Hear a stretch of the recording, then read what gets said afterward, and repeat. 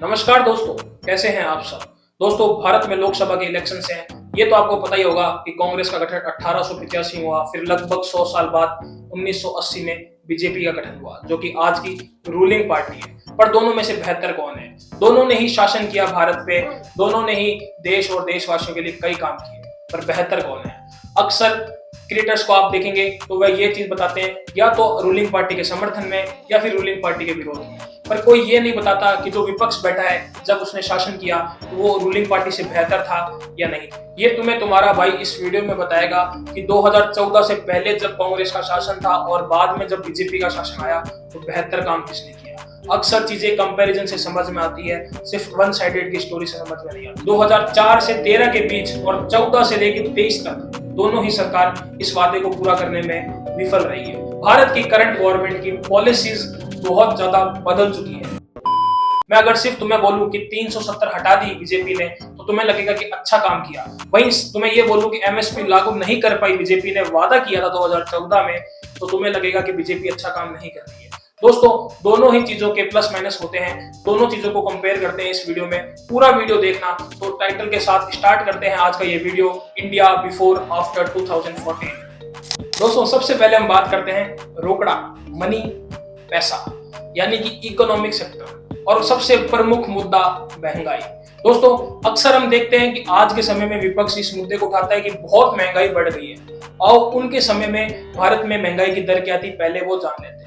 2004 से 2013 के बीच जब विपक्ष शासन काल में था तो भारत की महंगाई की दर थी 7.98, यानी कि लगभग 8%। और आज के समय यानी कि जब से मोदी सरकार आई है 2014 से लेकर 2023 तक का अगर 9 साल की हम बात करते हैं तो आपको पता चलेगा कि ये महंगाई दर कभी 7% से ऊपर नहीं गई, सिर्फ 5.10। तो दोस्तों, देखने को मिलता है कि विपक्ष महंगाई का मुद्दा उठा रहा है, पर वहीं अगर हम विपक्ष के शासनकाल की बात करें तो ये 8% था, यानी कि आज के समय से बहुत ज्यादा।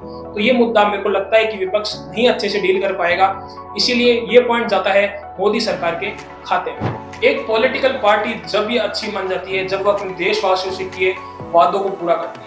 2014 में जहां बीजेपी ने किसानों से एमएसपी की दर के लिए वादा किया था, तो वहीं ये वादा काफी पुराना चलता आ रहा है। और दोनों ही सरकार 2004 से 13 के बीच और 14 से लेकर 23 तक दोनों ही सरकार इस वादे को पूरा करने में विफल रही है। तो दोस्तों, इस कंपैरिजन में जहां एमएसपी का आज मुद्दा बन रहा है, जहां विपक्ष कह रहा है कि हम एमएसपी लागू करवाएंगे, आप शासनकाल में थे तब आप क्या कर रहे थे? ये क्वेश्चन बहुत बड़ा क्वेश्चन है कि जब 10 साल आपने राज किया तो आप विपक्ष लागू क्यों नहीं कर पाए? दोस्तों, ये पॉइंट या तो आप किसी को ना दे या फिर दोनों को एक एक पॉइंट दे। दोस्तों, इकोनॉमिक सेक्टर का एक वर्ड काफी प्रचलित है हमारे देश में, जीडीपी, ग्रॉस डोमेस्टिक प्रोडक्ट। सीधा पॉइंट पे आते हैं। 2014 से 2022 तक की जीडीपी की एवरेज रेट की बात करूं तो 5.66% देखने को मिलती है। वहीं कांग्रेस के शासनकाल 2004 से 13 तक की बात करूं तो ये जीडीपी रेट बढ़कर 6.81 हो जाती है। तो यहाँ ये पॉइंट कांग्रेस की तरफ जाता है। पर सोचने वाली बात ये दोस्तों कि 2020 का जो साल था वो एक एबनॉर्मल ईयर था ड्यू टू कोरोना। दोस्तों, इस साल में विश्व में अधिकतर देशों में माइनस में नेगेटिव जीडीपी थी। जैसा कि यूएस में देखेंगे तो -2.81, वहीं जापान में देखेंगे तो -4.3% माइनस में जीडीपी चल रही थी। अगर हम इस ईयर को हटा देते हैं, जैसे कि विश्व में काफी देशों ने इस ईयर को अपने कैलेंडर से हटा दिया है, उसकी तब बात करते हैं तो ये जीडीपी रेट बढ़कर तो बीजेपी गवर्नमेंट की 7.105% हो जाती है।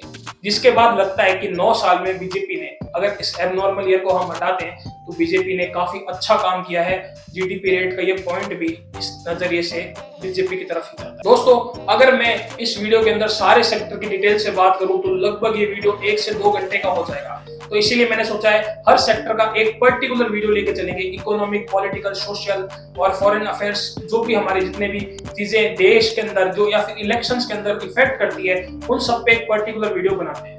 जो 2 से 3 दिन में आपको ये वीडियो हमारे चैनल पे देखने को मिल जाएगा। आपको सिर्फ एक काम करना है, इस चैनल को सब्सक्राइब करना है, बेल आइकन को दबाना है, क्योंकि आपके पास नोटिफिकेशन आ जाएगा और फिर आप इस बार के चुनाव में एक अच्छी सरकार को वोट कर पाओगे। आगे चलते हैं पॉलिटिकल सेक्टर की तरफ। दोस्तों, जब बीजेपी सरकार का गठन हुआ तो एक मुद्दा काफी गरमाया हुआ था, राम मंदिर और बाबरी मस्जिद का। वहीं बीजेपी सरकार हमेशा राम मंदिर बनाती हुई नजर आई और वहीं दूसरी ओर कांग्रेस की सरकार सेकुलरिज्म की राजनीति करती हुई नजर आई, जिसके बाद ये देखने को मिला कि कांग्रेस के शासनकाल में इस मुद्दे को कभी खत्म करने की कोशिश ही नहीं की गई। वहीं 2014 में दोस्तों बीजेपी के मैनिफेस्टो में ये चीज थी कि राम मंदिर बनवाया जाएगा।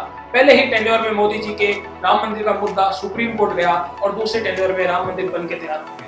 दोस्तों ये मुद्दा इसलिए जरूरी है क्योंकि सांप्रदायिक चीजों से भी ये मुद्दा काफी जुड़ा हुआ है। इस मुद्दे के कारण काफी लोगों ने अपनी जान हानि भी करी है। वहीं इस मुद्दे को इतने शांतिपूर्ण तरीके से सुलझा देना बहुत इंपॉर्टेंट था। वहीं अगर हम एक बात नोटिस करें तो अगर कोई भी सरकार चाहती तो इस मुद्दे को शांतिपूर्ण तरीके से 1980 या हमारा देश आजाद हुआ उस समय भी सॉल्व कर सकती थी, पर राजनीति के चलते कभी इन चीजों को सॉल्व नहीं किया गया। अब देखने को यह मिलता है कि विपक्ष के पास कोई मुद्दा नहीं होता है राजनीति करने के। दोस्तों अगर समाज की बात करें कि दोनों ही पार्टियों का समाज पे क्या असर रहा, तो हम देखते हैं सबसे बड़ा मुद्दा आता है आतंकवाद का। 26/11 अभी मॉस्को में हाल ही में आतंकवादी हमले हुए, 150 लोग एक आतंकवादी हमलों में मारे जाते हैं। 2014 से लेके 2023 तक के भारत की रूलिंग गवर्नमेंट की बात करें तो 1824 आम नागरिक इन आतंकवादी हमलों में मारे गए। वहीं डिफेंस करते हुए हमारे 1323 जवान इन आतंकवादी हमलों में शहीद हो गए। दोस्तों पर ये आंकड़े का कंपैरिजन जब हम पिछले 10 साल से करते हैं कांग्रेस के कार्यकाल से, तो हमें पता चलता है 7184 लोग आम नागरिक मारे गए। वहीं इस आंकड़े को डिफेंस करते हुए यानी कि हमारे आर्मी ऑफिसर डिफेंस करते हुए 3477 शहीद हो गए। दोस्तों देखने की बात यह है कि जो अभी रूलिंग गवर्नमेंट कंट्रोल कर रही है वो इस आंकड़े को आधे से भी कम पे ला चुकी है। यानी कि बेटर डील की बात करें तो मोदी की सरकार इसमें भी आगे नजर आती है। इसका मुख्य कारण क्या है? जैसे पहले की कांग्रेस की गवर्नमेंट 15% वेपन्स को इंपोर्ट करती थी और आज की ये सरकार इस 15% को घटा के 9.5 पे लाके खड़ा कर दिया है। यानी कि भारत की करंट गवर्नमेंट की पॉलिसीज बहुत ज्यादा बदल चुकी है। इतना सब करने के बावजूद भी आज हमारा देश सेकंड हाईएस्ट कंट्री है वेपन्स को इंपोर्ट करने वाला। दोस्तों अगर मैं भारत के पैसे की बात करूं तो 2.5% जीडीपी का हिस्सा हमारा आर्मी में जाता है, जो कि आजादी के बाद से अब तक का हाईएस्ट पे आउट है। भारत कांग्रेस के दौर में ज्यादातर वेपन्स को खरीदता था, वहीं आज के समय में भारत की सरकार major defence supplier US, Russia, Israel के साथ मिलकर काम कर रही है। रशिया से जहां हम पहले 76% इंपोर्ट करते थे वह घटाकर हमने 58% इंपोर्ट कर दिया। ऐसा करने के पीछे मकसद है हमारी सरकार का आत्मनिर्भर भारत, जिसके तहत भारत में ही चीजों को बनाया जा रहा है, जिसे मेक इन इंडिया पॉलिसी भी लागू की जाती है। दोस्तों ऐसा करने के पीछे मकसद है कि भारत के लोगों को रोजगार मिले, भारत का पैसा भारत में रहे और यही रोटेट होता रहे। बट देश में हुई इन सारी बातों के बीच हम इन दोनों पार्टियों के फ्यूडलिज्म और फॉरेन रिलेशन को भूल नहीं सकते हैं। दोस्तों फ्यूडलिज्म को मैं आसान भाषा में समझा देता हूँ, यानी राजा का बेटा राजा, यानी परिवारवाद की प्रथा। अक्सर देखा गया दोस्तों कांग्रेस की सरकार के टाइम ये चीजें होती नजर आई है। जैसे जब मनमोहन सिंह जी प्रधानमंत्री बने थे तो ऐसा लगता था कि देश के प्रधानमंत्री नहीं है और किसी पार्टी के या किसी परिवार के प्रधानमंत्री बन गए हैं। भले ही मनमोहन सिंह जी देश के लिए अच्छे से काम नहीं कर पाए होंगे, लेकिन उन्होंने 1991 में इकोनॉमिक रिफॉर्म में भारत को एक नई इकोनॉमी की शुरुआत की थी। लेकिन कांग्रेस का परिवारवाद का असर इतना असरदायक था और कांग्रेस के नेताओं को ही झेलना पड़ा, क्योंकि जब से बीजेपी सत्ता में आई है ये देखने को मिला है कि 399 कांग्रेसी नेता बीजेपी में शामिल हो चुके हैं, जिसमें 11 जने तो ऐसे हैं जो सीएम भी रह चुके हैं। सोचने वाली बात यह है किसी भी पार्टी की ग्रोथ के लिए उसके नेताओं का लॉयल होना बहुत जरूरी है। पर अगर पार्टी के लिए तुम इतने सालों से लॉयल्टी से काम कर रहे हो और तुम्हें ग्रोथ नहीं मिल रही है, तो दोस्तों सोचने वाली बात यह है लोग पार्टी छोड़ के जाएंगे ही ना। इसका मुख्य कारण है परिवारवाद। वहीं ध्यान देने वाली बात यह है जब ये लोग छोड़ के बीजेपी में आ गए उसके बाद बीजेपी सरकार ने इनमें से कई लोगों को मंत्री भी बना दिया, क्योंकि बीजेपी में फ्यूडलिज्म, परिवारवाद जैसा कोई शब्द नहीं है। इसीलिए शायद बीजेपी के हर नेता की ग्रोथ हो रही है, हर नेता खुल के काम। जब मोदी जी पीएम बने तो सभी लोगों ने इनका कई बार मजाक बनाया कि ये तो आधा टाइम एरोप्लेन में बिताते हैं, देश का काफी खर्चा कर रहे हैं। मजाक तक तो ये सब चीजें सही थी, पर अगर फैक्ट्स की बात करें तो जब मोदी जी पीएम बने तो इन्होंने other countries like as France, Israel, US, China, Japan और साउथ कोरिया जैसे बड़ी बड़ी कंट्रीज को ट्रेवल किया, वहां से अपने फॉरेन रिलेशंस स्ट्रॉन्ग किए। इसका एक नतीजा तुमने और भी देखा होगा, पुलवामा में अटैक हुआ था, उस समय मोदी जी ने एयर स्ट्राइक्स की थी। यदि हमारे फॉरेन रिलेशंस अच्छे नहीं होते तो शायद दूसरी कंट्रीज कुछ पाकिस्तान के साथ खड़ी हो जाती। हमारे इतने अच्छे फॉरेन रिलेशंस का नतीजा था दोस्तों, जो कि भारत के सामने कोई कुछ नहीं बोला और पाकिस्तान को हमने एयर स्ट्राइक करके अपना जवाब दे दिया। दोस्तों यही फॉरेन रिलेशंस कांग्रेस की गवर्नमेंट के टाइम बहुत कमजोर दिखाई देते थे। इसलिए ये आज का वीडियो मैंने कंपैरिजन वीडियो बनाया है, एक इंट्रोडक्शन वीडियो है दोस्तों। पर्टिकुलर सेक्टर वाइज मैं ये वीडियो डिटेल्ड में हर 2 से 3 दिन में डालता रहूंगा।